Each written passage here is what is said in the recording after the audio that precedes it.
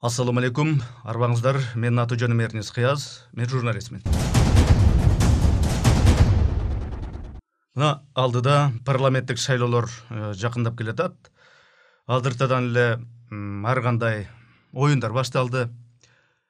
Бирок ошол оюндардын баарынын артында кайра эле баягы бийлик турат деген ушундай логика келип чыгып атат. Деги эле сөз бүгүнкү ушу азыркы бийлик тууралуу эмес. Кайсы гана бийликтин тушунда болбосун, ушул шайлоолор болор алдында бийликтин башкы негизги оппоненттерин коркутмайлар, камамайлар, өй жөн жүргүлө, болбосо бирди көрүп каласыңар деген сыяктуу кыйытмалар, орусча айтканда мындай намёктор боло келген мурдада. Ал нерселер ушу бүгүнкү бийликтин тушунда дагы ошондой ыкмалар шайлоонун алдын ала утурлап, активдүү колдонула баштады. Бүгүнкү бийлик эрге олтургандан берки аралыкта, периодта кандай мындай тырмакчанын ичиндеги жетишкендиктер, тырмакчанын ичиндеги ийгиликтер болуп атат. Мисалы үчүн ошону мындай бир четинен санайлы. Мисалы ошол эле Жеңиш Молдохматов же болбосо анын тарапташтары, колдогон активисттери, ошолор Ак үйдүн астына эмне деп кыйкырып чыгышты эле. Алар өздөрүнүн жеке пикирин билдирип, референдум туура эмес өтүп атат. Конституция бузулуп атат. Садыр Жапаров бийликке келе элек кезде бирди айтып, келип алгандан кийин башканы айтып, мыйзамдарды бузуп, туура эмес кылып атат. Мунун арты өзүнө эле эмес, мамлекетке дагы жакшы болбойт деп, тиги жигиттер өздөрүнүн позициясын билдирип, сөздү эркин айтуу укугун билдирип, чогулуп алып, митинг кылып, эчтекени талкалабай, бузбай, заборду ашып кетпей, ойду эркин айтуу укугуна пайдаланып акцияга чыгышты эле, жеңишти камап койду. Эмне камашты? Анткени ал бийликти басып алууну көздөгөн эмес. Кантемир Турдалиев, Жеңиш Молдохматовдун адвокаты. Жеңиш Молдохматовду 6 октябрда УКМКнын имаратын басып алып, Алмаз Атамбаевди бошотту деп адегенде ушундай айып коюшту. Анан кайра массалык башаламандык уюштурду деп айыптоо беренесин өзгөртүп жиберишти. Бул абсурд. Ал башаламандык уюштурушту мүмкүн эмес. Себеби 5 октябрда парламенттик шайлоонун жыйынтыгын жокко чыгарууну БШКдан талап кылып, Ала Тоо аянтында 12 партия кол коюшкан. Бул тынчтык митинги болчу. Жеңиш Молдохматов президент Сооронбай Жээнбеков жана анын жардамчысы менен сүйлөшүү жүргүзгөн. А кечинде милиция митингчилерди кулак тундургуч гранаттарды жарып, дубинкалар менен кууй баштады. Акцияга катышкандардын баары качууга аргасыз болушту. Молдохматов Ак үйдүн ичине бир кадам басып барган эмес. 6 октябрь саат 5ке жакын Жеңиш Молдохматов УКМКнын имараты жака келсе, адамдар дарбазаны талкаламак болуп жатышыптыр. Жеңиш Молдохматов грузовиктин кузовуна чыгып, имаратка кирбөөнү, анткени бул стратегиялык объект экендигин, ал жакта камакта экстремисттер, террористтер да олтурарын эскертип, сабырдуулукка чакырган. Жалданган кишилер Алмаз Атамбаевдин, Садыр Жапаровдун жана Сапар Исаковдун бошотулушун талап кылышкан. Опунбаевдин жардамчысы эл астына чыгып, жарым сааттан кийин Атамбаев, 1 сааттан кийин Садыр Жапаров бошотуларын айткан. Натыйжада мурунку президент бошотулгандыгы тууралуу акт да түзүлгөн. Бийлик жок жерден өзүнүн колу менен баатырларды жаратып атат. Тыйып, коркутуп, үркүтүп, ошентип камаган сайын мурда эл анча билбеген, анча бир маани бербеген ушундай кандай десек, каармандар эми көбөйө берет. Ал каармандар суракка кирип чыккан сайын, камалып, кайра кое берилген сайын баатырга айлана беришет. Кече жакында эле Орозайым Нарматова деген кызды Оштун аэропортунан кармап кетишип, машина менен Бишкекке атай алып барып суракка алганы бул эмне бийликке плюс болду? Кыргызстан эли бүт кол чабышын сонун кылды дештиби? Жок. Бийлик өзүнүн потенциалдуу оппоненттеринин бири ачык айтканда. Адахам Адымаровго жана анын тарапташтарына бекер пиар жасап берди. Буга чейин көптөрү билбеген, укпаган Орозайым Нарматова деген бир чыканактай кыздын бар экенин өлкөнүн масштабында, республиканын масштабында билгизип, таанытып, пиар жасап беришти. Мүмкүн эмес да монтип тентишке. Андай акылары бар мына. Мыналардан бери мен айттым, бу жерде кийим бар дедим. Кийим эле бар. Бизде андай жок. Келип бейбечараны ушинтип кордошун. Ана мына төшөктөрдүн арасын карап, мына сурмайларды карап, Мыналардын баарын антарып, мынадан бери теңдерип. Мынандай кылып, о тагынан бери карап мыналарды. Эмне издеп аткандарын айтыштыбы? Ал айтат, şu Орозайым кызыңыз дейт, ошол төңкөрүш кылабыз, башка кылабыз, үгүт иштерине кагаз документтерди жасаса керек, ошону элге жакында таркатат деген маалымат түшүп атат деген шылтоолорду айтып атат да. Оппозиция кезинде баары жакшы. Анан оппозициялык лидерлер бийликке келгенде эле мындай башкача болуп калат дешип, буга чейинки бийликтерге мына ушундайча баа берилип келген. Чамасы азыркы бийликке деле ушинтип ушундайча таң калгандар көбөйүп атат окшойт. Мурдагы илгерки бийликтердин тушунда оппоненттердин баягы сүйлөшүүлөрүн жаздырып алып, анан аны баягы толук эмес, кескилеп, монтаждап интернетке тып этип чыгара коюу деген адат бар эле. Кече жакында ошол эски бийликтин өнөкөттөрүн азыркы бийлик колдонду да. Интернетте Курсан Асанов менен Алмаз Сарыбаев аттуу ишкердин мындай жолугушуп сүйлөшкөн тартылган видео жарыяланды. Аны баары көрүп атышат. Экөө ушу сөзүнүн арасында Өмүрбек Суаналиевди, Жанар Акаевди мындай атап сөз арасында. Анан ошо балдарды топтош керек деген сөздөрдү дагы айтышыптыр. Булар бийликти басып алганга аракет кылышыптыр деген шек саноо болуп атат. Аларга дагы. Ким тараптан? Албетте бийлик тараптан.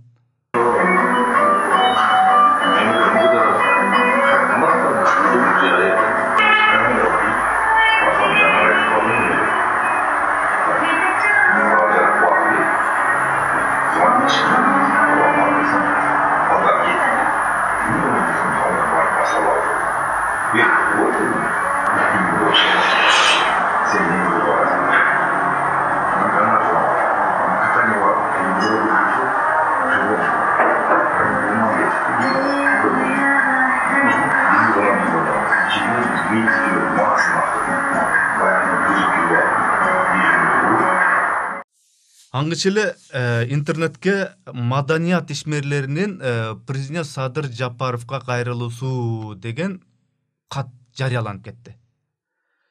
Каттын жалпы мааниси: урматтуу президент, сиз жакшы иштер жасап атасыз, мындай бир сонун иштерди кылып атасыз, мурда боло элек укмуш иштерди жасап атасыз. Эми ошого жолтоо болуп фамилиялар: Туйгуналы Абдыраимов, Бакыт Жетигенов, Курсан Асанов, Жанар Акаев, Азамат Мусакеев, Исмаил Исаков, Ахматбек Келдибеков, Алтынбек Сулайманов, Жылдызкан Жолдошова жана башка жарандар 17 сентябрь күнү 100 000 киши алып чыгып бийликти алмаштырабыз деп атышат. Аны колдогон 5-6 бала бар экен, алар курал жарак чогултуп атат эмиш деген ушундай маанидеги кат экен. Каттын автору жазуучулар союзунун мүчөсү экен. Сонумбүбө Кадырова деген эжеке президентке даректелген каттын түпкү нускасы башка болчу, кийин өзгөртүлүп кетиптир. Эки ортодо муну кимдир бирөөлөр оңдогон деп ушинтип айтты, ушинтип билдирүү жасады. Өтө кызык акыбал жаралды. Кат эки беттен туруп атат да. Биздин мисалы үчүн менин кол койгонум, анан бүт адамдардын тизмеси арканкы бетте калып, биринчи беттеги биринчи беттеги барак өзгөрүп, анан ал интернетке чыгып кетип атат. Ал катты мен интернетке чыгышын каалаган эмесмин. Ушул катты негиз кылып Ички иштер министрлиги бир топ саясатчыларды, депутаттарды, адамдарды суракка алды четинен. Суракка алгандардын кээси муну шайлоонун алдындагы бийликтин өзүнүн оппоненттердин саясий майдандан бир четке чыгаруу, сүрүп чыгаруу деп баалашса, кээси бул кадимки эле бийликтин куугунтугу деп кабыл алышты. Мен абдан таң калдым, анткени кантип ошол YouTube'дагы бир белгисиз же түшүнүксүз, абдан сабатсыз видео үчүн бийликти басып алуу аракети деген бир кине коюшу мүмкүн. Бул абдан таң калыштуу, анан күлкүлүү. Эч кандай далил жок, эч кандай аргумент жок. Ошол кайрылуунун негизинде гана текшерейт, сурак алып коелу деген ой менен чакырышыптыр болгон. Мыйзамдуулугуну бузгандык, адамдарды коркутуп, эркиндикти кысып, басып, бардыгын дудук кылуу деп гана ойлойм. Как вы считаете, обоснованно, не обоснованно? Конечно, не обоснованно. Митинг был сугубо мирный. Собирались провести. Канат Кидханович.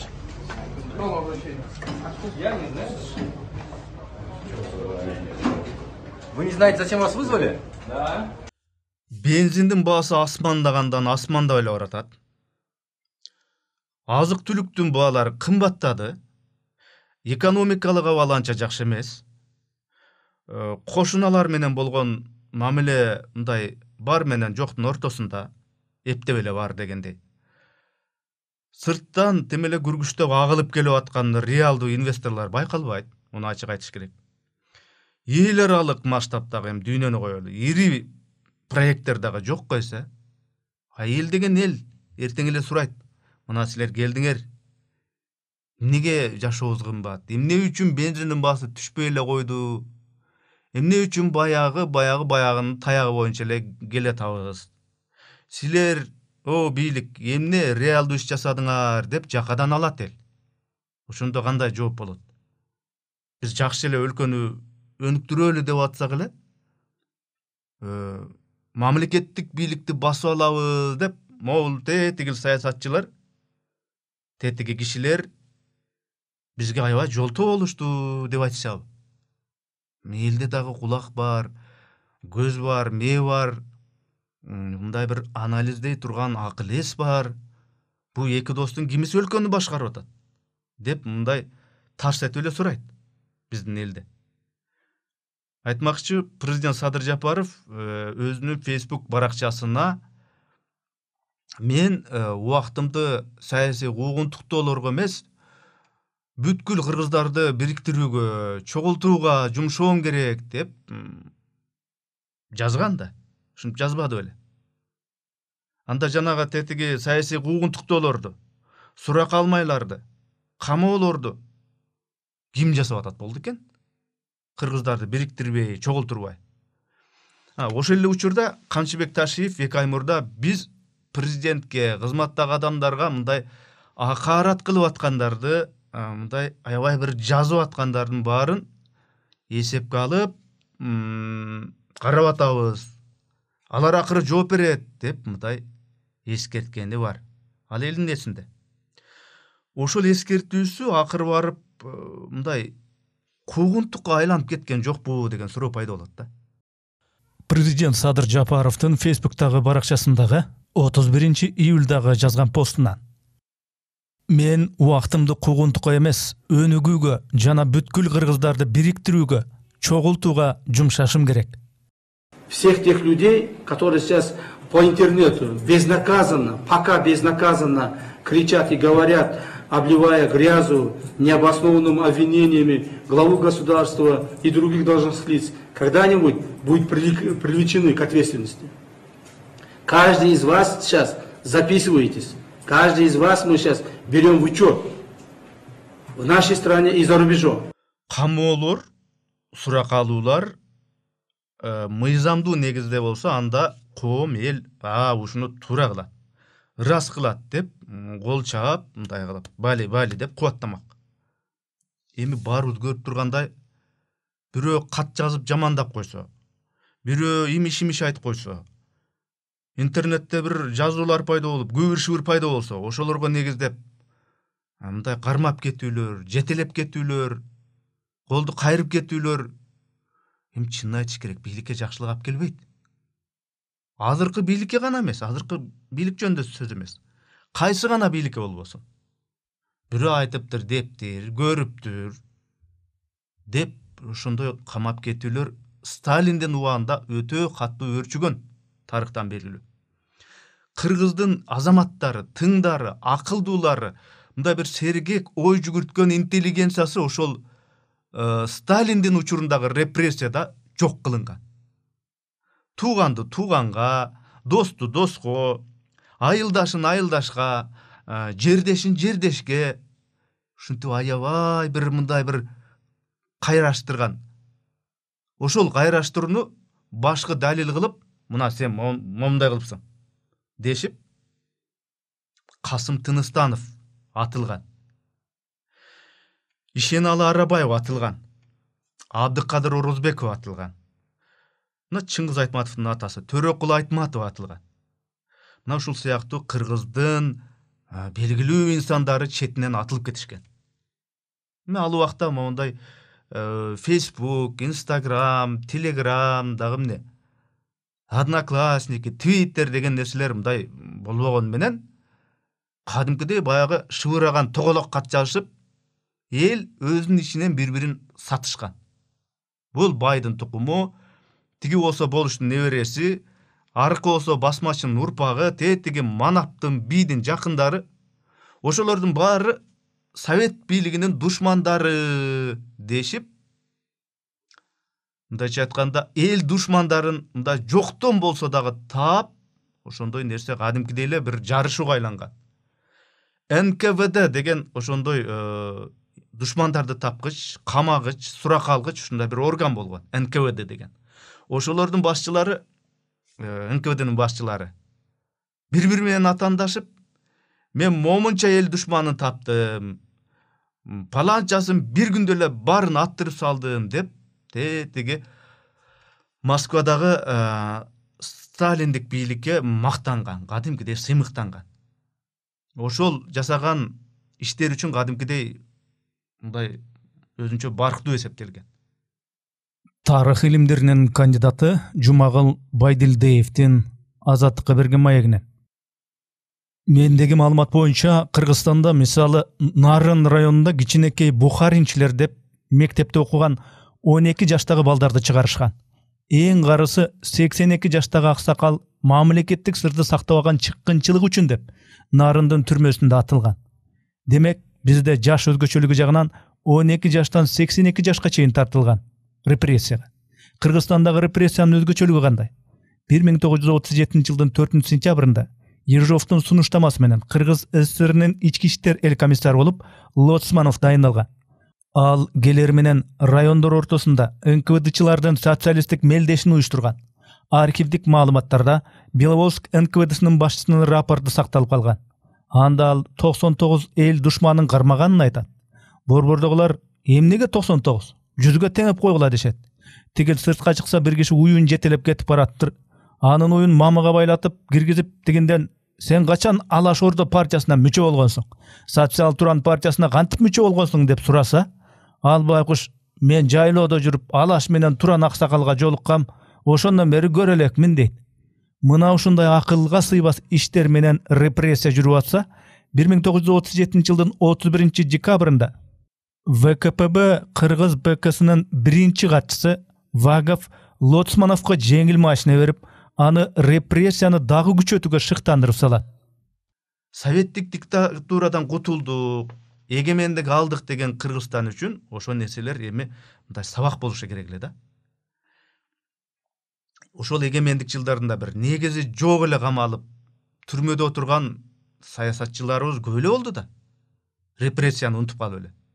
Бизди далили жок, негизи жок камап коюшту деши ушу азыркы, башканы коюп. Садыр Жапаров менен Камчыбек Ташиев канча убакыт бою камакта отурушты эле го. Аман болуңуздар, ар дайым өлкөдө тынчылык болсун, бейпилдик болсун.